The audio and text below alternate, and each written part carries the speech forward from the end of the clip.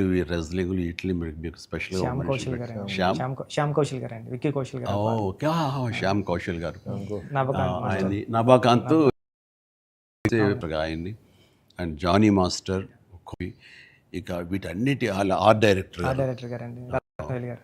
And Dev Rathnavelu గారు ఇలాంటి వాళ్ళందరి కలయికతోటి వాళ్ళ ఇన్పుట్స్ తోటి అండ్ వాళ్ళ ప్రయత్నాలతోటి ఇది అత్యద్భుతంగా రూపుదిద్దుకుంది. ఇది ఒక కళాత్మకంగా వచ్చిందని చెప్పొచ్చు. And it's a timely film. And చరణ్కి ఆర్టిస్టుల పరంగా వస్తే కనుక చరణ్ అయితేనేమి, జగపతి బాబు అండ్ శివరాజ్ కుమార్ గారు. శివరాజ్ కుమార్ ఫెంటాస్టిక్. శివరాజ్ కుమార్, బొమ్మని రాణి, అలాగే దివ్యేందర్ కొత్త విలన్గా కానీ ప్రతిదీ చాలా ఫ్రెష్గా ఉన్నారు, కొత్తగా ఉంది. ప్రతి ఆర్టిస్టు చిన్నవాళ్ళు అవని, జూనియర్ ఆర్టిస్టులు అవని, బ్యాక్గ్రౌండ్ ఆర్టిస్టులు అవని వీళ్ళందరూ కూడా ఒక రియల్గా జరుగుతుంది, ఒక ఇన్సిడెంట్, ఒక సంఘటన జరుగుతుంది, ఒక ఊరి కథ, ఒక మట్టి కథ చెప్తున్నాం అనటానికి ఆ మనుషులు కూడా మట్టి మనుషుల్లాగా రస్టిక్గా అది క్రియేట్ చేయటంలోనూ దాన్ని తెరకెక్కించడంలోనూ నువ్వు నీతో పాటు నీ టీం మెంబర్స్ అందరూ, నీ క్రూ కానీ క్యాస్ట్ కానీ అందరూ చాలా బాగా చేయగలిగారు. ఇవన్నీ చేయటానికి వెనకాల వెన్నెముకలో నిలబడ్డ వ్యక్తి సతీష్ కిలార్ గారు. ఆయన దేనికి నెరవలేదు. ఇదివరకు గతంలో అన్ని సినిమాలకి ఆయన కొంచెం పరోక్షంగా వెనకుండా నడిపించేవాళ్ళు. ఇప్పుడు తెర ముందుకు వచ్చారు బాహాటంగా ప్రొడ్యూసర్గా.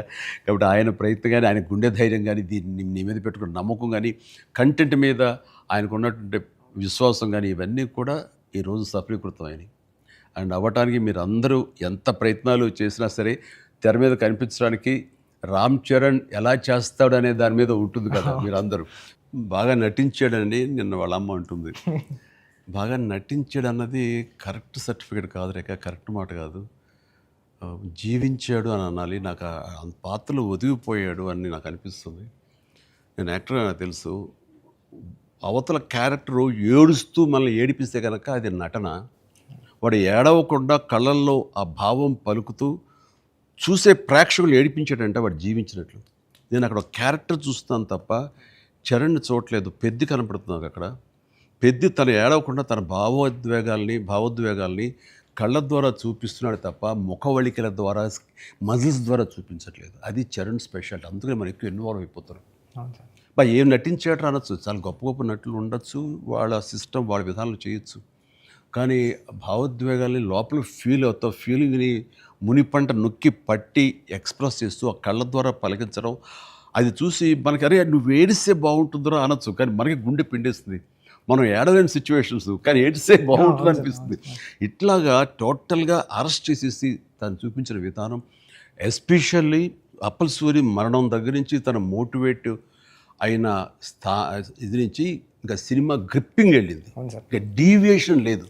అది చాలా చక్కగా పరిపూర్ణంగా సఫలీకృతమైనట్లు. అది అక్కడ తను చాలా బాగా ప్రజెంట్ చేశాడు, పెర్ఫామ్ చేశాడు. ఎక్సలెంట్. అంటే నా బిడ్డ కాబట్టి ఇంకా ఎక్కువగా చెప్పాలని అనిపించిన కొంచెం అడుచుకుంటూ మాటలు వెతుక్కుంటూ పొందిగ్గా మాట్లాడుతాను. కానీ అది నీలాంటి చూశారు కాబట్టి నువ్వు చెప్పాలి సార్. మీరు మాట్లాడగలదు సార్, ఎందుకంటే సార్ ప్రపంచం అంతా మాట్లాడుతుంది sir Charan sir performance. Peddi అంటే చరణ్ సార్ అంటే పెద్ది. ఎందుకంటే సార్ ఈరోజు అందరూ ముక్త కంఠంతో అనేది ఒకటి సార్. ఏంటంటే ఏం పెర్ఫామ్ చేశారు అందరూ చిరంజీవి అంటున్నారు సార్.